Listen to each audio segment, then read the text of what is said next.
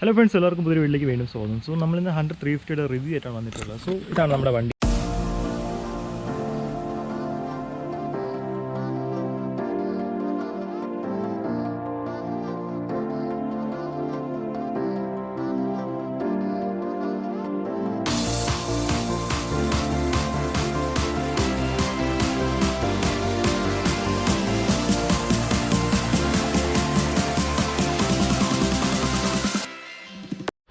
So അതിന് തന്നെ ഞാൻ രണ്ട് ചോദ്യങ്ങളായിരുന്നു ഇവർ വെച്ചിരുന്നത്. എന്തുകൊണ്ട് ഈ വണ്ടി അടിപൊളി, പിന്നെ രണ്ടാമത്തെ കാര്യം എന്തുകൊണ്ട് നിങ്ങൾ ഈ വണ്ടി വാങ്ങണം എന്നുള്ളത്.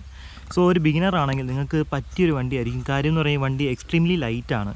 നമുക്ക് പേപ്പറിലൊക്കെ നമുക്കൊരു 180 kgs ഒക്കെ ഉണ്ടെന്ന് പറഞ്ഞെങ്കിലും നമ്മൾ കയറിയിരിക്കുമ്പോൾ വണ്ടി ഭയങ്കര ലൈറ്റാണ്. ഞാൻ ഈ പേഴ്സണലി യൂസ് ചെയ്യുന്നത് യൂണിക്കോണാണ്. സോ ആ വണ്ടിയെക്കാട്ടി ലൈറ്റായിട്ടാണ് എനിക്ക് വണ്ടി ഫീൽ ചെയ്തത്. രണ്ടാമത്തെ കാര്യം ഇതിൻ്റെ സീറ്റ് ഹൈറ്റാണ്. ഭയങ്കര കംഫർട്ടബിളാണ്. മാത്രമല്ല സീറ്റ് ഹൈറ്റ് ലോ ആയതുകൊണ്ട് തന്നെ നമുക്ക് ഓൾമോസ്റ്റ് ഒരു ഷോർട്ട് റൈഡേഴ്സ് ആണെങ്കിൽ പോലും നമുക്ക് നല്ല പോലെ ഇതിൽ ഇരുന്ന് നമുക്ക് പ്ലാനറ്റ് ഫുഡ് കിട്ടുന്ന ഒരു ഇതുണ്ട്. പിന്നെ വേറൊരു കാര്യം എന്ന് പറയുന്നത് ഇതിൻ്റെ ത്രോട്ടൽ റെസ്പോൺസാണ്. വളരെ ലീനിയർ ആയിട്ടുള്ള ത്രോട്ടൽ റെസ്പോൺസാണ്. വണ്ടിക്ക് അത്യാവശ്യം പവറും നല്ല ടോർക്കും ഉണ്ട്. നമുക്ക് എല്ലാ ഗിയറിനും നല്ല ടോർക്ക് ഉണ്ടെങ്കിൽ പോലും നമുക്കൊരു ബിഗിനറിനെ പേടിപ്പിക്കാത്ത രീതിയിലുള്ള ത്രോട്ടൽ റെസ്പോൺസാണ് നമുക്കിതിൽ കിട്ടുന്നത്. പിന്നെ പറയാനാണെങ്കിൽ നമുക്ക് നല്ല ബ്രേക്കിങ്സ് വരുന്നുണ്ട്. ബാക്ക് ഫ്രണ്ട് ഓൾമോസ്റ്റ് സൈസ് നമ്മൾ ഡിസ്കിൻ്റെ സൈസൊക്കെ നോക്കിയാൽ ഓൾമോസ്റ്റ് സിമിലറാണ്. പിന്നെ ബാക്കിൽ സിംഗിൾ പോർട്ടാണെങ്കിൽ ഫ്രണ്ടിൽ ഡ്യുവൽ പോർട്ടിൻ്റെ വൈബ്രയുടെ ബ്രേക്സാണ് വരുന്നത്. ഇതൊരു ഡ്യുവൽ ചാനൽ വേരിയൻ്റ് ആണ്. നിങ്ങൾക്ക് സിംഗിൾ ചാനൽ വേരിയൻറ്റും വരുന്നുണ്ട്. അതിന് സ്പോക്ക് വീൽസും വരുന്നുണ്ട്. സോ നമ്മളിത് ടോപ്പ് എൻഡാണ്, അതിന് ടോപ്പ് സ്പെക്കിലുള്ള വണ്ടിയാണ്. സോ അലോയ് വീൽസും നമുക്ക് ഡ്യുവൽ ചാനൽ ABS ആണ് ഇതിന് വരുന്നത്. പിന്നെ ഈ വണ്ടിയുടെ റിഫൈൻമെൻറ്റ് ഭയങ്കരമാണ്. കാര്യം പഴയ എൻഫീൽഡൊക്കെ നമുക്ക് നോക്കുമ്പോൾ അറിയാം, നല്ലൊരു വൈബ്രേഷൻസൊക്കെ ഉള്ള ഒരുപാട് ഭയങ്കര വൈബ്രേഷനും ഈ വൈബ്രേഷൻ കാണാൻ ഹാൻഡിൽ ഒടിഞ്ഞ് പോയ വണ്ടി നമുക്ക് കീ തന്നെ ഓഫ് ആയി പോകുന്ന വണ്ടികൾ വരെ നമ്മൾ കണ്ടിട്ടുണ്ട്. സോ അതൊക്കെ വെച്ച് നോക്കുമ്പോൾ എൻഫീൽഡ് എൻറ്റയർലി മാറി എന്ന് വേണം പറയാൻ. കാരണം ക്വാളിറ്റിയിലായിരുന്നാലും വണ്ടിയുടെ ആ റൈഡ് ക്വാളിറ്റി, റിഫൈൻമെൻറ്റ്, പിന്നെ ഓവറോൾ വണ്ടിയുടെ ക്വാളിറ്റി എല്ലാം തന്നെ ഭയങ്കരമായിട്ട് മാറിയിട്ടുണ്ടെന്നുള്ളതാണ്. ഈ എഞ്ചിനും പിന്നെ ഈ പുതിയ ഫ്രെയിം ഒരു ഡ്യുവൽ ക്രാഡൽ ഫ്രെയിമാണ്. പക്ഷേ താഴോട്ട് പോയിട്ടില്ല. നമ്മൾ രണ്ട് വന്നിട്ട് സ്പ്ലിറ്റ് ചെയ്ത് എഞ്ചിനിലോട്ട് കണക്ട് ആവുക ചെയ്യുന്നത്. പക്ഷേ ക്ലാസിക്കിന് താഴെയും കൂടി ഒരു ഫ്രെയിം പോകുന്നുണ്ട്. സോ കോസ്റ്റ് കട്ടിങ്ങിൻ്റെ മെത്തേഡായിട്ടാണ് നമ്മൾ ഹണ്ടറിൽ അങ്ങനെ വന്നിട്ടുള്ളത്. സോ പഴയ എഞ്ചിനെക്കാട്ടി ഒരുപാട് ചേഞ്ചസ് ഈ എഞ്ചിന് വന്നിട്ടുണ്ട്. ഒന്ന് കാണുമ്പോൾ ഉള്ള വ്യത്യാസം തന്നെയാണ്. പിന്നെ രണ്ടാമത്തെ മെയിനായിട്ടുള്ള കാര്യത്തിൽ പണ്ട് പുഷ് റോഡ് കണക്കുള്ള സെറ്റപ്പ് ആയിരുന്നെങ്കിൽ ഇപ്പോൾ അതൊക്കെ മാറി ഒരു പ്രോപ്പറായിട്ട് ടൈമിങ് ചെയ്യുന്നതും മറ്റേ ടെൻഷനറൊക്കെ വെച്ചിട്ടുള്ളൊരു മെക്കാനിസമാണ്. അതുകൊണ്ട് തന്നെ വണ്ടി ഓവറോൾ നല്ല സ്മൂത്തും റെസ്പോൺസും കൂടിയിട്ടുണ്ട്. പിന്നെ ഉള്ളത് വണ്ടിയുടെ സൗണ്ടും പറയാനാണെങ്കിൽ ഭയങ്കര രസമുള്ള സൗണ്ടാണ്. കാര്യം ഇതൊരു സിംഗിൾ സിലിണ്ടർ വണ്ടിയാണെങ്കിൽ നമുക്കൊരു ട്വിന്നിൻ്റെ സൗണ്ട് ഇടയ്ക്ക് കേൾക്കുന്നുണ്ട്. അത് മെയിനായിട്ടുള്ളതെന്ന് പറഞ്ഞാൽ ഇതൊരു ഷോർട്ട് എക്സോസ്റ്റാണ്. ഇത്രയേ ഉള്ളൂ. പക്ഷേ അതുകൊണ്ട് തന്നെ സൗണ്ട് കുറച്ച് ലൗഡാണ്. മാത്രമല്ല ഇതിനകത്ത് ചേമ്പറിൻ്റെ ആ ഒരു മെക്കാനിസമാണ് തോന്നുന്നു അവർ ചെയ്തേക്കുന്നത്. സോ ഒരു മൾട്ടി സ്റ്റേജ് ആയിരിക്കണം അതിനകത്ത് വരുന്നത്. സോ അതുകൊണ്ടൊക്കെ തന്നെ ഈ സൗണ്ട് തട്ടിയൊക്കെ വരുന്ന ഒരു സൗണ്ട് പുറത്തേക്ക് വരുമ്പോഴത്തേക്ക് ഒരു ട്വിൻ സൗണ്ടിൻ്റെ ഒരു സിലിണ്ടർ വണ്ടിയുടെ ഒരു സൗണ്ടാണ് വരുന്നത്. ഇപ്പം എന്നൊക്കെ പറയുന്നത് നമ്മുടെ പഴയ വിൻറ്റേജ് വണ്ടികളുടെ നമ്മുടെ അപ്പുറത്ത് നമ്മുടെ ടൈമിംഗ് ഒരു കവറുണ്ടായിരുന്നു. സോ അതിൻ്റെ അതേ ഷേപ്പിലാണ് നമ്മുടെ പുതിയ വണ്ടികൾക്ക് വന്നിട്ട്. അതായത് നമ്മുടെ ഒരു 50s ഉണ്ടായിരുന്ന എൻഫീൽഡിൻ്റെയൊക്കെ ആ ഒരു കവറിൻ്റെ ഷേപ്പും കാര്യങ്ങളൊക്കെയാണ് കൊണ്ടുവന്നിട്ടുള്ളത്. പിന്നെ ഇവിടെ നമുക്ക് നമ്മുടെ ടൈമിംഗ്, നമ്മുടെ ഫ്രണ്ട് സ്പ്രോക്കറ്റ് ഇവിടെ വരുന്നത്. സോ അത് നമുക്ക് ഈസിലി ഊരി ചെയിനൊക്കെ മാറ്റാൻ പറ്റുന്ന രീതിയിൽ അവർ ചെയ്തിട്ടുണ്ട്. സോ അതൊക്കെ നല്ല കാര്യങ്ങളാണ്. കാരണം പണ്ടൊക്കെ നമ്മൾ ചെയിൻ മാറ്റണമെങ്കിൽ ഭയങ്കര പാടായിരുന്നു. ഇപ്പോൾ പിന്നെ ഇവിടെ നമുക്ക് സെൻസേഴ്സ് വന്നിട്ടുണ്ട്. നമ്മുടെ സ്റ്റാൻഡിൻ്റെ ഇവിടെ സെൻസർ വന്നിട്ടുണ്ട്. പിന്നെ അടുത്ത കാര്യം ഇതിൻ്റെ ഗിയർ ബോക്സിനെ കുറിച്ച് പറയാനാണ്. വളരെ നല്ലൊരു ഗിയർ ബോക്സാണ് നമുക്ക് വരുന്നത്. യാതൊരു വിധത്തിലുള്ള ബുദ്ധിമുട്ടുമില്ല. മാത്രമല്ല ക്ലച്ച് എന്നൊക്കെ പറയുന്നത് നല്ല ലൈറ്റാണ്. നമുക്ക് ജസ്റ്റ് കണ്ടോ, ഇതിപ്പോൾ ഞാൻ 2 ഫിംഗറിലാണ് ഓപ്പറേറ്റ് ചെയ്യുന്നത്. പിന്നെ വണ്ടിയുടെ സ്വിച്ച് ഗിയേഴ്സിനെ കുറിച്ച് പറയുകയാണെങ്കിൽ നല്ല ക്വാളിറ്റിയുള്ള സ്വിച്ച് ഗിയേഴ്സൊക്കെ തന്നെയാണ്. പക്ഷേ ഇപ്പോൾ വരുന്നത് നമ്മുടെ സൂപ്പർ മീറ്ററിലൊക്കെ ഇത് മെറ്റലാണ് വരുന്നത്. സെയിം തന്നെയാണ്. പിന്നെ ഇതിൻ്റെ സ്റ്റൈലിംഗ് പറഞ്ഞാൽ നമ്മളൊരു 80s കൊണ്ടാണ് ജാപ്പനീസ് വണ്ടി. നമ്മുടെ ഹോണ്ടായ മഹിക്കൊക്കെ കണ്ടുവന്നിട്ടുള്ള റോട്ടറി സ്വിച്ചാണ് നമുക്കിവിടെ വരുന്നത്. പിന്നെ ഇവിടെ ഹസാർഡ് ലൈറ്റ് ഉണ്ട്. നമ്മുടെ ഇവിടെ ഇതിൽ തന്നെയാണ് നമ്മുടെ വണ്ടി ഇഗ്നിഷൻ വരുന്നത്. പിന്നെ നമുക്കിവിടെ നമ്മുടെ ലൈറ്റിൻ്റെ കൺട്രോൾ ഇതാണ്. ഇതിപ്പോൾ ലോ ബീം, ഹൈ ബീം, ഇത് പാസ്. സോ ഇങ്ങനെയാണ് അത് വർക്ക് ചെയ്യുന്നത്. പിന്നെ ബാക്കി ഇൻഡിക്കേറ്റേഴ്സും ഹോണൊക്കെ അത് തന്നെയാണ്. ഹോണിൻ്റെ സൗണ്ട് ആവറേജ് ആണ്. എനിക്ക് ഇത്രയ്ക്ക് അങ്ങോട്ട് ഇഷ്ടപ്പെട്ടില്ല. പിന്നെ പറയാനാണെങ്കിൽ ഇതിൻ്റെ ലിവേഴ്സിൻ്റെ ക്വാളിറ്റി, ലിവേഴ്സിൻ്റെ ഷേപ്പായിരുന്നാലും എല്ലാം തന്നെ ഒരു പ്രീമിയം ക്വാളിറ്റി അവർ തന്നിട്ടുണ്ട്. പിന്നെയുള്ളത് നമ്മുടെ ഇൻഡിക്കേറ്റേഴ്സ്, പഴയ വണ്ടിയൊക്കെ വെച്ച് നോക്കുമ്പോൾ ഇൻഡിക്കേറ്റേഴ്സിൻ്റെയൊക്കെ നല്ല സൂപ്പർ ക്വാളിറ്റിയാണ്. നല്ല ഗുഡ് ക്വാളിറ്റി പ്ലാസ്റ്റിക്സ് ആണ്. അവർ ഈ നമ്മളെ ബൂട്ടൊക്കെ കൊടുത്തിട്ടുണ്ട്. നമ്മളെ ഫോർക്കിന് ബൂട്ടൊക്കെ കൊടുത്തിട്ടുണ്ട്. സോ ഓവറോൾ സ്റ്റൈലിംഗ് നോക്കിക്കഴിഞ്ഞാൽ നല്ലതാണ്. ഇവിടെ പ്ലാസ്റ്റിക്കാണ് യൂസ് ചെയ്യുന്നത്. ബട്ട് എന്നാലും വലിയ കംപ്ലയിൻറ്റ് പറയാനില്ല. ഗുഡ് ക്വാളിറ്റി പ്ലാസ്റ്റിക്സ് ആണ്. പിന്നെ ഇതിൽ ആക്സസറീസിനെ കുറിച്ചൊക്കെ പറയുകയാണെങ്കിൽ നമുക്കിവിടെ വരുന്നത് നമ്മുടെ ഒരു ഗാർഡ് വരുന്നുണ്ട്. നമ്മുടെ ക്രാഷ് ഗാർഡ് വരുന്നുണ്ട്. ഇവിടെ ഒരു പ്രീമിയം ക്വാളിറ്റിയാണ്. അതുകൊണ്ട് നമുക്കിവിടെ ഒരു റോയൽ എൻഫീൽഡിൻ്റെ ബാഡ്ജ് കാണാം. ഇവിടെ നമുക്കൊരു ബാഷ് പ്ലേറ്റും കാണാം. പിന്നെയുള്ള ആക്സസറി എന്ന് നമ്മുടെ സീറ്റിൻ്റെ ബാക്കിലുള്ള ഈ സപ്പോർട്ടാണ്, ബാക്ക് സപ്പോർട്ടാണ്.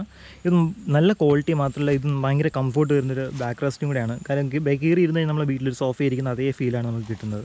ഓൾറെഡി നല്ല കംഫർട്ടബിളായിട്ട് സീറ്റാണ്. ഇതും കൂടെ വരുമ്പോഴത്തേക്കും നല്ലൊരു ഫീലാണ് കിട്ടുന്നത്. പിന്നെ നമുക്കിവിടെ ഒരു സാരി കാർഡ് വരുന്നുണ്ട്. നമുക്ക് ഇതിൽ തന്നെ നമുക്ക് അറ്റാച്ച് ചെയ്യാനുള്ളൊരു ഓപ്ഷൻ ഉണ്ട്. അതായത് നമുക്ക് ആഫ്റ്റർ മാർക്കറ്റായിട്ട് ഫുഡ് റെസ്റ്റ് വരുന്നുണ്ട്. സോ ലേഡീസിന് ഇരിക്കുമ്പോൾ ഒരു ബുദ്ധിമുട്ടുണ്ടാവും. സോ അവർക്ക് ആഫ്റ്റർ മാർക്കറ്റ് ഫുഡ് റെസ്റ്റ് വാങ്ങിച്ച് വെക്കാം. അതിൻ്റെ ഒരു വീഡിയോ ഞാൻ ചെയ്യുന്നുണ്ട്. സോ അത് നിങ്ങൾക്ക് എൻ്റെ ചാനലിൽ കാണാൻ പറ്റും. പിന്നെ ടാങ്ക് കപ്പാസിറ്റിയെ കുറിച്ച് പറയുകയാണെങ്കിൽ ഒരു 13 ലിറ്റേഴ്സാണ് വരുന്നത്. സോ നമുക്കൊരു മൈലേജ് ഒരു 35 എക്സ്പെക്ട് ചെയ്യാം, ഒരു ആവറേജ്. സോ അതുകൊണ്ട് തന്നെ നല്ലൊരു ടാങ്ക് റേഞ്ച് നമുക്ക് ഇതിന് കിട്ടുന്നുണ്ട്. മീറ്ററിനെ കുറിച്ച് പറയുമ്പോഴത്തേക്കും എനിക്ക് പേഴ്സണലി ഏറ്റവും ഇഷ്ടപ്പെട്ടൊരു മീറ്റർ കൂടെയാണ്. ഇപ്പോൾ റീസെൻ്റായിട്ടുള്ള മോഡേൺ വണ്ടികൾ നോക്കുമ്പോഴത്തേക്ക് ഏറ്റവും എനിക്ക് ഇഷ്ടപ്പെട്ടൊരു മീറ്ററും കൂടെയാണ് ഈ കാണുന്നത്. കാര്യം ഇതിന് ചുറ്റും നമുക്ക് അനലോഗും ഉണ്ട്, നടുക്ക് ഡിജിറ്റലും ഉണ്ട്. സോ വണ്ടി ഞാൻ ഓണാക്കി കാണിച്ചു തരാം.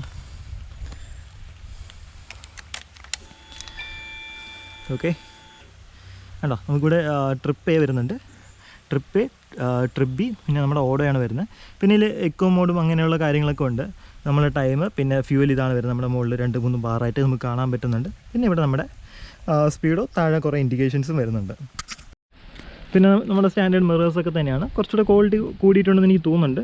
പിന്നെ വൈബ്രേഷൻസ് ഒന്നും തന്നെ മിറേഴ്സിലും ഇല്ല. നമുക്ക് വണ്ടിയിലത്തെ സ്പീഡിൽ പോകുമ്പോഴൊക്കെ തന്നെ വണ്ടി കുഴപ്പമില്ലാത്ത മിറേഴ്സുമാണ്. സോ നമുക്കിവിടെ ഹാലജൻ്റെ ഹെഡ്ലൈറ്റ്സ് ആണ് വരുന്നത്. നമുക്കിവിടെ ചെറിയൊരു പാർക്ക് ലൈറ്റാണ് കാണാം, മുകളിൽ നമ്മുടെ മെയിൻ ബൾബും. പിന്നെ നമ്മുടെ ഇൻഡിക്കേറ്റേഴ്സ് തന്നെ എല്ലാം തന്നെ ഹാലജനാണ്. പക്ഷേ നമ്മുടെ ടെയിൽ ലൈറ്റ് എടുക്കുമ്പോഴത്തേക്കും അത് LED ആണ് നമുക്ക് വരുന്നത്. ബാക്കി 2 ഹാലജൻ ആണെങ്കിൽ നമുക്ക് ടെയിൽ ലൈറ്റ് LED ആണ് വരുന്നത്. സോ നമ്പർ പ്ലേറ്റ് ഹോൾഡറൊക്കെ തന്നെ നല്ല നീറ്റായിട്ട് ചെയ്തിട്ടുണ്ട്. നമുക്ക് യാതൊരു വിധത്തിലുള്ള വൃത്തിയോടോ അല്ലെങ്കിൽ ഇത് റിമൂവ് ചെയ്യണമെന്നോ ഒന്നും തന്നെ തോന്നാത്ത രീതിയിൽ. കാരണം പേഴ്സണലി റിമൂവ് ചെയ്യുന്നത് എനിക്ക് ഇഷ്ടമല്ല. പക്ഷേ എനിവേ ചെയ്യുന്ന ആൾക്കാരുടെ അടുത്ത് പറയുന്നത് അതിൻ്റെ ഒന്നും ആവശ്യമില്ല. കാരണം നല്ലൊരു നമ്പർ പ്ലേറ്റ് ഹോൾഡറൊക്കെ തന്നെയാണ് വണ്ടിയിൽ വന്നിട്ടുള്ളത്. പിന്നെ സ്വന്തമായിട്ട് വണ്ടി പണിയുന്ന ആൾക്കാരുടെ അടുത്താണെങ്കിൽ എനിക്ക് പറയാനുള്ളത്, ഈ വണ്ടിയിൽ വലിയ ബുദ്ധിമുട്ടില്ല. പഴയ വണ്ടിക്ക് നമുക്ക് വീണ്ടും പണിയാനായിട്ട് ബുദ്ധിമുട്ടുണ്ടായിരുന്നു. കാരണം പലയിടത്തും നമുക്ക് ടൂൾസിന് ആക്സസ് കിട്ടത്തില്ല, കുറേ പോരായ്മ അങ്ങനെ ഉണ്ടായിരുന്നു. ഇത്തവണ അങ്ങനെയല്ല. സ്വന്തമായിട്ട് സർവീസ് ചെയ്യാനായിരുന്നു. അത്യാവശ്യം പണി അവിടെ ഇവിടെയൊക്കെ ചെയ്യാനാണെങ്കിൽ നിങ്ങൾക്ക് ഈസിലി ചെയ്യാൻ പറ്റും. പിന്നെ സീറ്റൊക്കെ ഊരി എടുക്കാനും നല്ല ബുദ്ധിമുട്ടൊന്നുമില്ല. കാര്യം നമുക്ക് ജസ്റ്റ് അവിടെ ഇത് കണക്ക് ഒരു ഇതാണ് വരുന്നത്. നമുക്ക് ലോക്ക് അതിന് തുറക്കുക, അതിന് പുള്ളി കഴിഞ്ഞാൽ നമുക്ക് റബ്ബർ ടാബ്സിലാണ് അതിരിക്കുന്നത്. സോ അത് ഈസി ആയിട്ട് വരും. സോ ഓവറോൾ നമുക്ക് വണ്ടി ഒരു ക്വാളിറ്റി എന്ന് പറയുന്ന ഇതാണ്, നമുക്ക് നന്നായിട്ട് മാറിയിട്ടുണ്ട്. പിന്നെ ഒരുപാട് നമ്മളെ വയറിംഗ് ഒക്കെ പണ്ട് എക്സ്പോസ്ഡ് ആയിരുന്നെങ്കിൽ ഇപ്പോൾ അത്രയ്ക്കൊന്നും എക്സ്പോസ്ഡ് അല്ല. എന്നാലും നമുക്ക് കണ്ട് ഇവിടെ നമ്മളെ വയറിംഗ് കാണാൻ പറ്റുന്നുണ്ട്. പിന്നെ ഇവിടെ ഇതാണ് ഇതിൻ്റെ ഒരു മേജർ ഡ്രോബാക്കായിട്ട് എനിക്ക് തോന്നിയത്. കാര്യം ഒരാൾക്ക് പണിയറണം തോന്നി കഴിഞ്ഞാൽ ഇതാണ് കട്ട് കഴിഞ്ഞാൽ നല്ലൊരു പണി കിട്ടും. അതുകൊണ്ട് ഇത് കുറച്ചുകൂടെ ഒന്ന് അകത്തൂടെ അല്ലെങ്കിൽ അതിന് ഒന്ന് പ്രത്യേക ഷ്രൗഡ് എന്തെങ്കിലും കൊടുത്തു കഴിഞ്ഞാൽ നന്നായിരിക്കും എന്ന് എനിക്ക് തോന്നുന്നുണ്ട്. പിന്നെ അറ്റൻഷൻ ടു ഡീറ്റെയിൽ എന്ന് പറഞ്ഞ കാര്യത്തിൽ ഒന്നും കൂടെയാണ് ഇത്. നമ്മുടെ എക്സോസ്റ്റിലെ കാല് നമ്മുടെ ഷൂ ഒക്കെ പെട്ട് കരിഞ്ഞു പോകാണ്ടിരിക്കാനായിട്ട് അവിടെ ഒരു മെറ്റൽ പ്ലേറ്റ് നിന്നിട്ടുണ്ട്. സോ കാല് വെച്ചാൽ നമ്മൾ അതിൽ തന്നെ തട്ടി നിൽക്കത്തുള്ളൂ, താഴോട്ട് പോകത്തില്ല. സോ അത് ഒരു നല്ല ടച്ചാണ്. പിന്നെ ഇതും കുറച്ച് ചീപ്പായിട്ട് എനിക്ക് തോന്നി. സോ ഇതും മാറ്റി ഒരു പ്രോപ്പർ അതിനൊരു ക്യാപ്പ് കൊടുത്തിരുന്നെങ്കിൽ നല്ല വൃത്തിയായിട്ടിരിക്കും എന്ന് എനിക്ക് തോന്നുന്നുണ്ട്. സോ അപ്പുറത്തും ഇപ്പുറത്തും ഇതിങ്ങനെ നിൽപ്പുണ്ട്. സോ അതൊന്ന് കവർ ചെയ്യാനൊരു നമ്മളെ ഈ കാണുന്ന കണക്കുള്ളൊരു ക്യാപ്പ് അവിടെ കൊടുത്തിട്ടുണ്ടെങ്കിൽ നന്നായിരിക്കും എന്ന് എനിക്ക് തോന്നുന്നുണ്ട്. എൻ്റെ എക്സോസ് സൗണ്ട് നമുക്കൊന്ന് കേട്ട് നോക്കാം.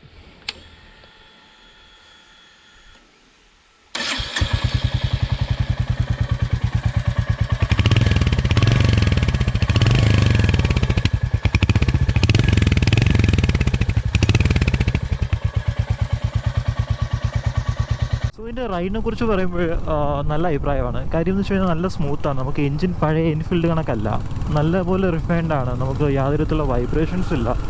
മാത്രമല്ല ഒരുപാട് ചേഞ്ചസ് എഞ്ചിനിൽ വരുത്തിയിട്ടുണ്ട്. അതായത് നമുക്ക് ഒരു ബാലൻസ് ഷാഫ്റ്റ് വരുന്നുണ്ട്, പിന്നെ ക്യാം ഷാഫ്റ്റാണ് ഇപ്പോൾ വരുന്നത്. പണ്ടത്തെ കണക്ക് പുഷ് റോഡല്ല. അപ്പോൾ അതിൻ്റെയൊക്കെ ഗുണങ്ങൾ നമുക്കിത് കേൾക്കാം. നമുക്ക് പഴയ കണക്കുള്ള നോയ്സ് ഒന്നും തന്നെ എഞ്ചിനിൽ നിന്ന് നമുക്ക് കേൾക്കാനോ ഒന്നുമില്ല. വളരെ ക്വയറ്റായിട്ടുള്ള എഞ്ചിനാണ്. പിന്നെ ഓവറോൾ എഞ്ചിൻ്റെ ഒരു ഫിനിഷ് കണ്ടു കഴിഞ്ഞാലും നല്ല രസമാണ് കാണാനായിട്ട്. പിന്നെ അതിൽ ഉപയോഗിക്കുന്ന പെയിൻ്റ് ആയിരുന്നാലും നട്ടും ബോൾട്ടൊക്കെ തന്നെ ഓവറോൾ ഒരു ബിൽഡ് ക്വാളിറ്റി നമുക്ക് നന്നായിട്ട് ഫീൽ ചെയ്യുന്നുണ്ട്. പിന്നെ എഞ്ചിനെ കുറിച്ച് പറയുമ്പോൾ നല്ല പവറുള്ള എഞ്ചിനാണ് ഇപ്പോൾ വരുന്നത്. 20 HP ആണ് വണ്ടിയുടെ പവർ വരുന്നത്. 27 Nm ടോർക്കും വരുന്നുണ്ട്. അതും ഒരു 4000 RPM തന്നെ വരുന്നുണ്ട്. ബാക്കി ഡീറ്റെയിൽസ് പേക്ക് ഞാൻ സ്ക്രീനിലിട്ടേക്കാം. പിന്നെ ഫ്യൂൽ ഇഞ്ചക്ഷനാണ് വരുന്നത്. അതുകൊണ്ട് തന്നെ ഇതിൻ്റെ ഫ്യൂലിംഗ് ഒക്കെ നല്ല രസമാണ്. നമുക്ക് ത്രോട്ടൽ റെസ്പോൺസ് എന്ന് പറഞ്ഞാൽ ഭയങ്കര ലീനിയറാണ്. നമ്മൾ പെട്ടെന്ന് ഇങ്ങനെ കൈ കൊടുത്തുമ്പോൾ എടുത്തങ്ങ് പോകുന്നൊരു പവറൊന്നുമില്ല. ഭയങ്കര ലീനിയറായിട്ട് വണ്ടി ക്ലൈംബ് ചെയ്യുന്നൊരു നേച്ചറാണ് വണ്ടിക്കുള്ളത്. അതുകൊണ്ട് തന്നെ ഒരു ബിഗിനറിന് ഉറപ്പായിട്ടും നന്നായിട്ട് ചേരുന്നൊരു വണ്ടിയായിരിക്കും. അവരെ പേടിപ്പിക്കാത്ത രീതിയിലുള്ള പവർ ഡെലിവറിയൊക്കെയാണ് ഈ വണ്ടി തരുന്നത്. പിന്നെ ഒരു മൈലേജ് നിങ്ങൾക്കൊരു 40 എക്സ്പെക്ട് ചെയ്യാം. മര്യാദയ്ക്ക് പോകുകയാണെന്നുണ്ടെങ്കിൽ ഒരു 40 നിങ്ങൾക്ക് കിട്ടും. ഞാനിപ്പോൾ ഈ പോകുന്നൊരു 5th ഗിയറിലൊരു 60 കിലോമീറ്റർ സ്പീഡിലാണ് പോകുന്നത്. സോ ഇതിലൊക്കെ പോകുമ്പോൾ എനിക്കൊരു 40 കിലോമീറ്റേഴ്സ് കിട്ടുന്നുണ്ടെന്നാണ് തോന്നുന്നത്. കാരണം എനിക്ക് നല്ലപോലെ ഫ്യൂൽ എനിക്ക് എപ്പോഴും അടിക്കേണ്ടതായിട്ട് വരുന്നില്ല. പിന്നെ 5th ഗിയറിലാണെങ്കിൽ നമുക്ക് നല്ല റെസ്പോൺസ് കിട്ടുന്നുണ്ടാണ്. നമുക്ക് പെട്ടെന്ന് ഓവർടേക്ക് ചെയ്യണമെങ്കിൽ പെട്ടെന്ന് നമ്മളങ്ങനെ ഗിയർ ഡൗൺ ചെയ്യേണ്ട ആവശ്യമൊന്നും തന്നെ ഇല്ല. പിന്നെ ഗിയർ ബോക്സിനെ കുറിച്ച് പറയാൻ നമുക്കൊരു 5 സ്പീഡ് ഗിയർ ബോക്സാണ് വരുന്നത്. വളരെ നല്ലൊരു റിഫൈൻഡ് ആയിട്ടുള്ളൊരു ഗിയർ ബോക്സാണ് വരുന്നത്. നമുക്ക് നല്ല അടിച്ചടിച്ചിടാൻ പറ്റും. നമ്മുടെ പഴയ കണക്ക് ഒരുപാട് പ്ലേ ഒന്നും തന്നെ ഇല്ല. ഭയങ്കര സ്ലിക്കായിട്ടുള്ളൊരു ഗിയർ ബോക്സാണ്. മോഡേൺ ബൈക്സിൽ നമ്മുടെ ഹോണ്ടയിലൊക്കെ കാണുന്ന കണക്കുള്ളൊരു ഗിയർ ബോക്സാണ്. ഭയങ്കര സ്ലിക്കാണ്, ഷോർട്ട് ത്രോ ആണ്. അപ്പോൾ അതൊക്കെ അതുകൊണ്ട് തന്നെ വളരെ നല്ല ഒരു ഫീലാണ് നമ്മുടെ ഗിയർ ബോക്സിൽ നിന്ന് കിട്ടുന്നത്. പെട്ടെന്ന് നശിച്ചു പോകുന്നൊരു ഗിയർ ബോക്സ് ഒന്നും അല്ല. മാത്രമല്ല നമുക്ക് ഫോൾസ് ന്യൂട്രലൊന്നും ഒരുപാട് അങ്ങനെ വീഴുന്ന ഒന്നും തന്നെ ഇല്ല. ഇതുവരെ എനിക്ക് ഫോൾസ് ന്യൂട്രലൊന്നും തന്നെ വീണില്ല. പക്ഷേ ലോങ് ടേമിൽ ഇത് എങ്ങനെയായിരിക്കും എന്ന് അറിയില്ല. കാര്യം ഈ വണ്ടി ആ പണ്ട് ഒരു 670 കിലോമീറ്ററാണ് ഇപ്പോൾ ഓടിയിട്ടുള്ളത്. അതുകൊണ്ട് തന്നെ ഈ ഗിയർ ബോക്സ് ഇപ്പോഴും നല്ല ക്രിസ്പായിട്ടാണ് ഇരിക്കുന്നത്. എനിവേ ഈ വണ്ടിയുടെ ഓണറിൻ്റെ ഒരു ID ഞാൻ ഇൻസ്റ്റാഗ്രാം ID ഞാൻ നിങ്ങൾക്ക് ഡിസ്ക്രിപ്ഷനിൽ ആഡ് ചെയ്തിരിക്കാം. സോ നിങ്ങൾക്ക് എന്തെങ്കിലും ഡൗട്ട് ഉണ്ടെങ്കിൽ പുള്ളിയെടുത്ത് നിങ്ങൾക്ക് ഡയറക്റ്റ് DM ചെയ്യാന്നുള്ളതാണ്. സോ റൈഡിനെ കുറിച്ച് പറയുമ്പോഴത്തേക്കും വളരെ കംഫർട്ടബിൾ ആയിട്ടുള്ള സീറ്റിംഗ് പൊസിഷനാണ്. നമുക്ക് കിട്ടുന്ന പോസ്റ്റർ നല്ലതാണ്. കൈ നമുക്ക് ഒരുപാട് റീച്ച് ഒന്നും ചെയ്യേണ്ട. എന്നാലും ചെറിയൊരു ലീൻ ഫോർവേഡാണ് നമ്മുടെ സീറ്റിംഗ് എന്ന് പറയുന്നത്. പിന്നെ കാല് ചെറുതായിട്ട് റിയർ സൈഡായിട്ട് നമുക്ക് ഫീൽ ചെയ്യും, വിച്ച് ഈസ് ഗുഡ്. കാരണം കാലിൽ നമുക്ക് നീക്ക് ഒരുപാട് ബെൻഡില്ല. മാത്രമല്ല നമ്മൾ കാല് കുത്തി നിൽക്കുമ്പോഴത്തേക്കും കാലിൽ പെഗ് വന്ന് ഇടിക്കുന്ന പ്രശ്നവും ഇല്ല. സോ അതുകൊണ്ടൊക്കെ തന്നെ നമ്മുടെ ഓവറോൾ കൺസ്ട്രക്ഷനും നല്ലതാണ് വണ്ടിയുടെ. നമുക്ക് ഹാൻഡിൽ ബാറൊക്കെ ഒരുപാട് വൈഡല്ല, എന്നാൽ തീരെ ഷോർട്ടും അല്ല. അതിൻ്റെ മോഡറേറ്റ് ആയിട്ട് നിൽക്കുന്ന ഒരു ഹാൻഡിൽ ബാറാണ്. ഒരുപാട് വെയിറ്റ് നമുക്ക് ഹാൻഡിൽ ബാറിൽ ഫീൽ ചെയ്യുന്നില്ല. വണ്ടി നമുക്ക് ലൈറ്റായിട്ട് തന്നെയാണ് ഫീൽ ചെയ്യുന്നത്. ഓവറോൾ വണ്ടിയുടെ വെയിറ്റ് നമുക്ക് ലൈറ്റാണ്. ബട്ട് നമുക്ക് കോർണർ ചെയ്യുന്ന സമയത്തും പിന്നെ നമ്മൾ അത്യാവശ്യം നമ്മൾ ഈ സെൻറ്റർ സ്റ്റാൻഡൊക്കെ ഇടാൻ നോക്കുമ്പോഴൊക്കെയാണ് വണ്ടിയുടെ വെയിറ്റ് ശരിക്കും മനസ്സിലാവുന്നത്. കോർണറിങ്ങിന് നമുക്ക് വലിയ പ്രശ്നമില്ല, എന്നാലും കുറച്ചൊന്ന് യൂസ് ടു ആവണം. കാര്യം നമുക്ക് വണ്ടി പെട്ടെന്ന് കോർണർ ചെയ്യുമ്പോൾ ഒരു വെയിറ്റ് നമുക്ക് ഫീൽ ചെയ്യും. സോ അതൊന്ന് കൗണ്ടർ ചെയ്യാനായിട്ട് നമ്മളൊന്ന് മനസ്സിലാക്കിയതിന് ശേഷം മാത്രം കോർണർ ചെയ്ത് തുടങ്ങുക. ഈ ടയർ ഇപ്പോൾ ഇതിൽ കിടക്കുന്ന MRFിൻ്റെ ടയറാണ്. അത് കുറച്ച് നമുക്ക് ലോങ് ലൈഫ് കിട്ടും. പക്ഷേ അതിൽ നിന്നൊരു നല്ല ഗ്രിപ്പ് കിട്ടുമെന്ന് എനിക്ക് തോന്നുന്നില്ല. കാരണം ഗ്രിപ്പ് ഇച്ചിരി മോശമാണ്. ചെറിയ ചരലൊക്കെ വരുമ്പോഴും ചെറിയായിട്ടൊന്ന് സ്കിഡ് ചെയ്യാനുള്ള ടെൻഡൻസി കാണുന്നുണ്ട്. കോർണറിങ്ങിൽ നമുക്ക് വലിയ കോൺഫിഡൻസ് കിട്ടുന്നില്ല. സോ നിങ്ങൾ ടയറിന് അപ്ഗ്രേഡ് ചെയ്യാനിരിക്കുന്നെങ്കിൽ നന്നായിരിക്കും എന്ന് എനിക്ക് തോന്നുന്നുണ്ട്. പിന്നെ മിറേഴ്സിനെ കുറിച്ച് പറയുകയാണെങ്കിൽ മിറേഴ്സിൽ വൈബ്രേഷൻസ് ഒന്നും തന്നെ കാര്യമായിട്ടില്ല. നമുക്ക് എല്ലാം ബാക്കിൽ വരുന്ന വണ്ടികളെല്ലാം തന്നെ കാണാനൊക്കെ പറ്റും. പക്ഷേ കുഴപ്പമെന്ന് വെച്ചാൽ നമുക്കതിൽ വിസിബിലിറ്റി കുറച്ച് കുറവാണെന്ന് എനിക്ക് ഒരു തോന്നലുണ്ട്. അതുകൊണ്ട് തന്നെ അതൊരു പ്രശ്നമാണ്. പിന്നെ വണ്ടി ഒരു 80-100 പോകും. പക്ഷേ അങ്ങനെ പോകുമ്പോൾ പ്രശ്നം വെച്ചാൽ നമുക്ക് വിൻ പ്രൊട്ടക്ഷൻ മോശമാണ്. പക്ഷേ എൻഫീൽഡിൻ്റെ സൈഡിൽ തന്നെ നമുക്കൊരു വിൻ വൈസർ കിട്ടുന്നുണ്ട്, നമുക്കത് വാങ്ങിച്ച് വെക്കാം. സോ MVD പേടിക്കേണ്ട തന്നെ നമുക്ക് കുറച്ച് മോഡിഫിക്കേഷൻ ചെയ്യാനുള്ള ഇതും കിട്ടുന്നുണ്ട്. അതായത് നമുക്കൊരു ബാർ ആൻഡ് മിറേഴ്സ് വെക്കാം. അത് കുറച്ചുകൂടി വിസിബിലിറ്റി കിട്ടും. പക്ഷേ ഒരു വിസിബിലിറ്റിയെക്കാട്ടും കൂടുതൽ അത് ലുക്കിന് വേണ്ടി വെക്കുന്നൊരു സാധനമാണ്. പിന്നെ ഇതിൽ ഹൈലൈറ്റ് എന്ന് പറയുന്നത് വണ്ടിയുടെ വിലയാണ്. വിലയെക്കുറിച്ച് പറയുമ്പോൾ ഇത് ഓൺ റോഡ് വന്നിട്ടുള്ളത് 2,05,000 rupees ഇൻക്ലൂഡിങ് ഓൾ ആക്സറീസ്. നമുക്കിതിൽ ആക്സറീസ് ഞാൻ കാണിച്ചത് നടക്ക് നമ്മുടെ ക്രാഷ് ഗാർഡ്, ബാക്കിലത്തെ ബാക്ക് റെസ്റ്റ്, നമ്മുടെ സീറ്റിൻ്റെ ബാക്ക് റെസ്റ്റ് വരുന്നുണ്ട്. പിന്നെ വരുന്നത് ബാഷ് പ്ലേറ്റ് ആണ്. അപ്പോൾ അങ്ങനെയൊക്കെ കുറേ ഓപ്ഷൻസ് വരുന്നുണ്ട്.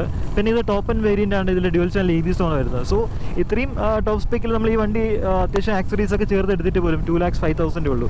സോ കോമ്പറ്റീഷനൊക്കെ വെച്ച് നോക്കിയാൽ അതിനെക്കാട്ടി ഒരു 25,000 to 30,000 rupees കുറവാണ്. സോ അങ്ങനെ നോക്കുന്ന സ്ഥിതിക്ക് ഒരു തുടക്കക്കാരന് പറ്റിയ, എല്ലാ രീതിയിലും തുടക്കക്കാരന് പറ്റിയൊരു വണ്ടിയാണ്. ബ്രേക്കിങ്ങിനെ കുറിച്ച് പറയുകയാണെങ്കിൽ ബ്രേക്കിങ് നല്ലതാണ്. നമുക്ക് ഒരു ക്വിക്ക് ബൈറ്റുള്ളൊരു ബ്രേക്കല്ല, എന്നാൽ കോൺഫിഡൻസ് വരുന്നൊരു ബ്രേക്ക് തന്നെയാണ്. സോ ഫ്രണ്ടിനെക്കാട്ടിയും കുറച്ചുകൂടി റെസ്പോൺസീവായിട്ട് എനിക്ക് ബാക്ക് ബ്രേക്കാണ് ഫീൽ ചെയ്തത്. ബാക്കിൽ സിംഗിൾ പോർട്ട് കാലിപ്പേഴ്സും വരുന്നുണ്ട്, ഫ്രണ്ടിൽ ഡ്യുവൽ പോർട്ടുമാണ് വരുന്നത്. പിന്നെ ഡിസ്കിൻ്റെ സൈസ് നോക്കിയാൽ ഓൾമോസ്റ്റ് സിമിലറാണ്. എനിക്ക് തോന്നുന്നു ഒരു 10 mm 20 mm ഡിഫറൻസേ ഉള്ളൂ. സോ അതിൻ്റെ കറക്റ്റ് സൈസ് ഞാൻ സ്ക്രീനിൽ ഇട്ടേക്കാം. പിന്നെ പറയുമ്പോഴത്തേക്കും വണ്ടിയുടെ എക്സോസ്റ്റ് സൗണ്ട് നല്ല രസമാണ്. നമുക്ക് മര്യാദയ്ക്ക് പോവുകയാണെങ്കിൽ, അതായത് ഞാനിപ്പോൾ ഒരു 50 ഗിയർ ഇട്ട് 60 ഇങ്ങനെ പോവുകയാണെങ്കിൽ വണ്ടി ഭയങ്കര ക്വയറ്റാണ്, നമുക്ക് യാതൊരു വിധത്തിലുള്ള പ്രശ്നങ്ങളും ഇല്ല. പക്ഷേ നിങ്ങൾക്ക് ഇത്തിരി കൈ കൊടുത്ത് പോകുന്നെങ്കിൽ വേണ്ട, വണ്ടി ലൗഡായി വരുന്നുണ്ട്. സോ നല്ലൊരു കാര്യമാണ്. കാരണം നമുക്ക് ഇത്തിരി എൻഗേജ് ചെയ്ത് ഓട്ടിക്കണം അല്ലെങ്കിൽ ഒന്ന് പീസായിട്ടിരുന്ന് ഓട്ടിക്കണം എന്നുണ്ടെങ്കിൽ ഈ എക്സോസ്റ്റ് നമുക്ക് അതിനനുസരിച്ചുള്ള സൗണ്ടേ പുറത്തേക്ക് വരുന്നുള്ളൂ എന്നുള്ളതാണ്. പിന്നെ നമ്മളിങ്ങനെ ഡൗൺ ചെയ്യുന്ന സമയത്ത് ഒന്ന് ബ്ലിപ്പ് ചെയ്ത് ഡൗൺ ചെയ്യുമ്പോൾ ഈ ഒരു ക്രാക്കിംഗ് സൗണ്ട് വരുന്നുണ്ട്.